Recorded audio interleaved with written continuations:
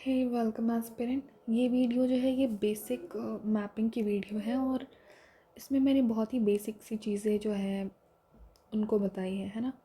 तो ये स्पेशली उन बच्चों को टारगेट किया गया है जिन्होंने अभी अभी अपनी प्रिपरेशन शुरू की है ना, जिनको बिल्कुल भी आइडिया नहीं है अटलांटिक ओशन कहाँ पे है, इंडियन ओशन कहाँ पे है। ये सारी चीज़ें मैंने इसमें कवर की हैं और ये बहुत ही बेसिक वीडियो होने वाली है ना। इसके बाद की जो वीडियो होगी उसको मैंने डिटेल वे में उसमें पढ़ाया हुआ है। उसमें मैं कॉन्टिनेंट वाइज सारी चीज़ों को एक्सप्लेन करूँगी और इसमें जो भी फैक्ट्स हैं उनसे यूपीएससी में तो क्वेश्चन नहीं आते, लेकिन apart from UPSC state PCS में कभी कभार एक दो क्वेश्चन देखने के लिए मिल जाते हैं और बाकी वनडे में तो आते ही हैं इसमें से क्वेश्चन। तो चलिए हम देखते हैं। सबसे पहले तो एक क्वेश्चन यहाँ पे 67th बीपीएससी में आया था कि कौन से कॉन्टिनेंट पे सबसे ज़्यादा कंट्रीज़ हैं। अगर आपको याद हो तो आप देख सकते हो कि सबसे पहले तो हम ये चीज़ को कवर कर लेते हैं। इस वाले एरिया ये जो है इस कॉन्टिनेंट को हम अफ्रीका बोलते हैं, ठीक है। ये जो है ये नॉर्थ अमेरिका है, नॉर्थ अमेरिका। ये जो है ये साउथ अमेरिका बोलते हैं इसको। ये एशिया होता है, ठीक है। और ये वाला एरिया जो होता है उसको हम यूरोप बोलते हैं और ये ऑस्ट्रेलिया है ना। तो ये तो बहुत ही बेसिक है, ये कॉन्टिनेंट के नाम है और आप देख सकते हो ये कॉन्टिनेंट है ना। उसके बाद से ये अंटार्कटिका, ठीक है। इसके बाद से आप तो देख लो सबसे वैसे देखिए सबसे बड़ा कॉन्टिनेंट एरिया वाइज और पॉपुलेशन वाइज दोनों ये है, एशिया है। एशिया जिसमें इंडिया भी आता है, आप देख सकते हो यहाँ पे हम लोग हैं। उसके बाद से फिर आप देखो लार्जेस्ट यहाँ पे फैक्ट्स जितने हैं मैंने एक जगह कलेक्ट कर दिया, आप इसके स्क्रीनशॉट ले सकते हो है ना। तो देख लो आप, एशिया में 48 कंट्रीज़ हैं और लार्जेस्ट कॉन्टिनेंट यही होता है। यूरोप में 44 कंट्रीज़ हैं, ये 6th लार्जेस्ट है ना। एशिया के बाद से फिर अफ्रीका आता है, 54 कंट्रीज़ हैं और सेकेंड लार्जेस्ट। उसके बाद से नॉर्थ अमेरिका है जिसमें 23 कंट्रीज़ हैं और साउथ अमेरिका जिसमें 12 कंट्रीज़ हैं और ये फोर्थ है। तो सबसे बड़ा एशिया, देन अफ्रीका, फिर नॉर्थ अमेरिका, साउथ अमेरिका। उसके बाद से फिर हम अंटार्कटिका। इसमें कोई भी कॉन्टिनेंट व कोई भी कंट्री नहीं है, ठीक है। ये बस रिसर्च स्टेशन वगैरह है यहाँ पे कंट्रीज़ के, है ना। रहता कोई नहीं है यहाँ पे। और ऑस्ट्रेलिया में 3 कंट्रीज़ और ये सबसे स्मॉलेस्ट है, ठीक है। इसके अलावा अब तो हमने कॉन्टिनेंट देख लिया, ये बहुत ही बेसिक है।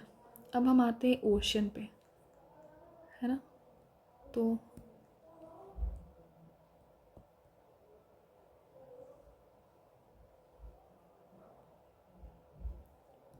फैक्ट्स के स्क्रीनशॉट आप यहाँ से ले सकते हो और मैं क्लियरली बोल रही हूँ कि यूपीएससी में नहीं आते इनसे क्वेश्चन, लेकिन apart from UPSC state PCS में कभी कभार देखने के लिए मिलता है और बाकी वनडे एग्जाम्स में पूछे जाते हैं, ठीक है। तो अगर आप एसआई वगैरह की प्रिपरेशन करते हो, एसएससी करते हो, तो यहाँ से क्वेश्चन आपको देखने के लिए मिल जाएंगे। अब हम आते हैं ओशन पे। यहाँ पे ओशन के नेम्स हैं, इनके भी आप स्क्रीनशॉट ले लो। सबसे बड़ा जो ओशन होता है वो होता है पैसिफिक। मैं आपको दिखाते भी चलती हूँ, है ना। ये जो है ये पैसिफिक है और ये सबसे बड़ा ओशन है वर्ल्ड का, है ना। तो लार्जेस्ट ओशन जो है ये यही है जिसको हम पैसिफिक बोलते हैं। ये पैसिफिक हो गया। उसके बाद से अटलांटिक जो है वो सेकेंड लार्जेस्ट है। तो जो ये एस शेप का जो दिख रहा है ये अटलांटिक है, ठीक है। अटलांटिक सबसे बड़ा, Pacific, then Atlantic second number पे है, ठीक है। और लोकेशन देख लो आप।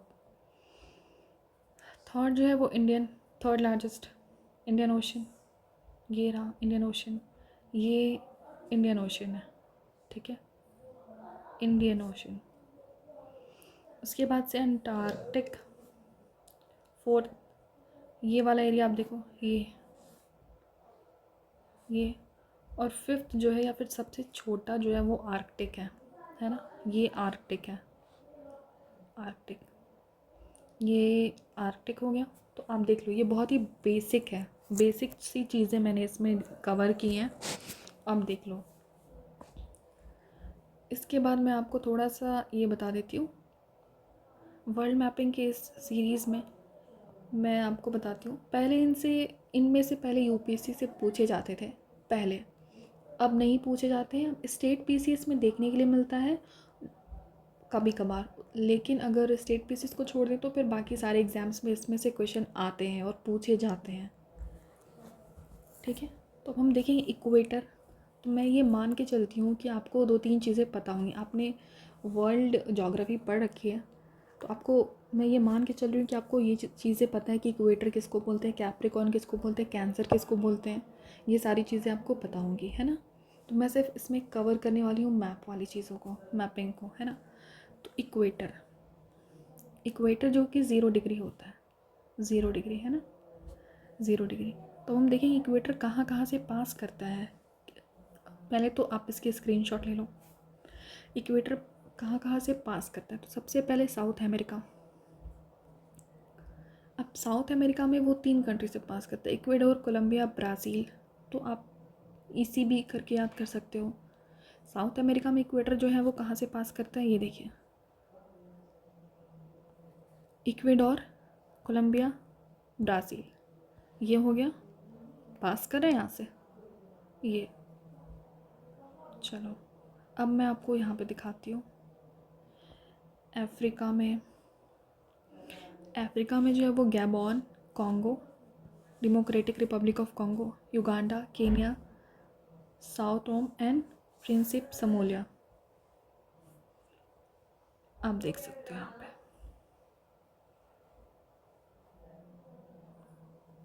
है ना। आप ये देखो,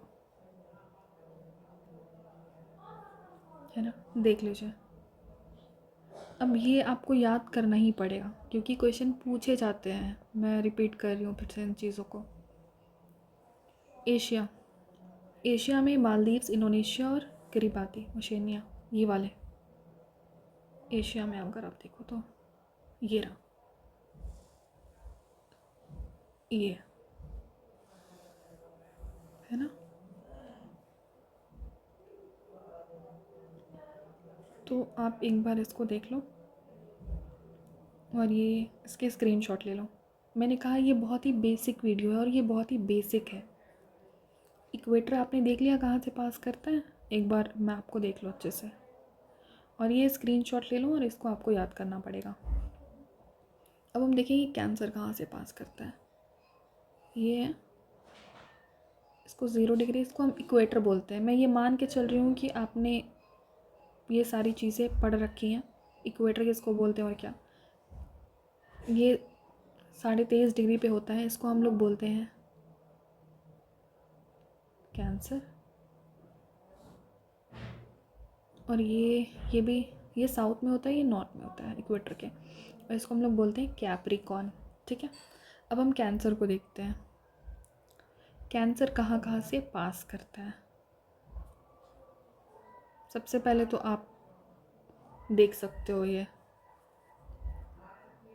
इंडिया से सिर्फ और सिर्फ कैंसर पास करता है ना, उसको हम इंडिया की मैपिंग में करेंगे ये कहाँ कहाँ से कौन से स्टेट से पास करता है, वहाँ पे कौन सी रिवर इक्वेटर को काटती है, या फिर कौन सा माउंटेन पड़ेगा, कौन सा प्लेटू पड़ेगा, वो सारी चीज़ें हम इंडियन मैप वाले उसमें करेंगे। अब बस देख लो इंडिया से सिर्फ कैंसर पास करता है ना। तो आप देख सकते हो।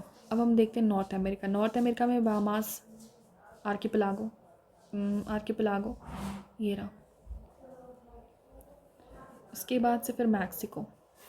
अफ्रीका में जो इजिप्ट, लीबिया, नाइजर, अल्जीरिया, माली, वेस्टर्न सहारा, मॉरिशेनिया, तो आप देख सकते हो। एशिया में जो है वो Taiwan, China, Myanmar, Bangladesh, India, Oman, UAE, Saudi Arabia और इंडिया से पास करता है। ठीक है, ये देखो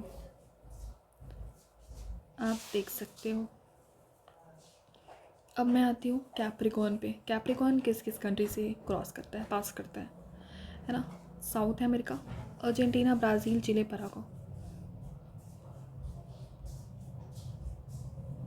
देखो ये चिले, अर्जेंटीना, ब्राज़ील, पराग्वे, आप देख सकते हो ये।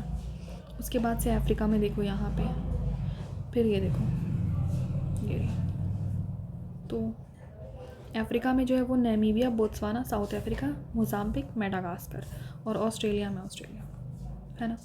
अब आपने देख लिया कि कैंसर इक्वेटर और टॉपिक ऑफ कैप्रिकॉर्न कहाँ से पास करते हैं, किन किन कंट्रीज़ से, और आपको ये याद ही करना पड़ेगा, है ना। ये बहुत ही बेसिक है मैपिंग का और ये आपको याद करना ही पड़ेगा। उसके बाद एक और एग्ज़ाम्स में पूछे जाते हैं प्राइम मेरिडियन या ग्रीन विच जिसको बोलते हैं वो ऐसे, ठीक है। अब ये कहाँ कहाँ से क्रॉस करती है, ये इसमें यूरोप में जो है वो यूके, फ्रांस, स्पेन, ये भी पूछे जाते हैं एग्ज़ाम्स में, ठीक है। और फिर अफ्रीका में जो है वो अफ्रीका की कौन कौन कंट्री से, तो अल्जीरिया, माली, बुर्किना फासो, टोगो, घाना, ठीक है।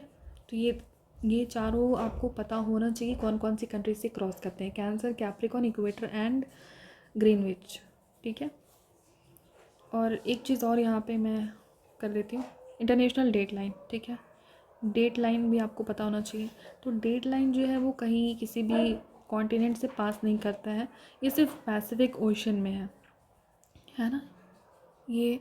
और ये स्ट्रेट लाइन में नहीं होता है, ये जिगजैग और ऐसे रफ वे में बनाया गया है, और ये इंटरनेशनल डेट लाइन हम इसको बोलते हैं, डेट लाइन। और ये पैसिफिक ओशन में, ठीक है। तो ये भी कई बार क्वेश्चन देखने के लिए मिलता है कि इंटरनेशनल डेट लाइन कौन से ओशन में है, तो ये एक इमेजिनरी लाइन है, ऐसे कोई लाइन है नहीं, तो ये आपको मिलता है पैसिफिक में। तो ये बहुत ही बेसिक वीडियो है मैपिंग की।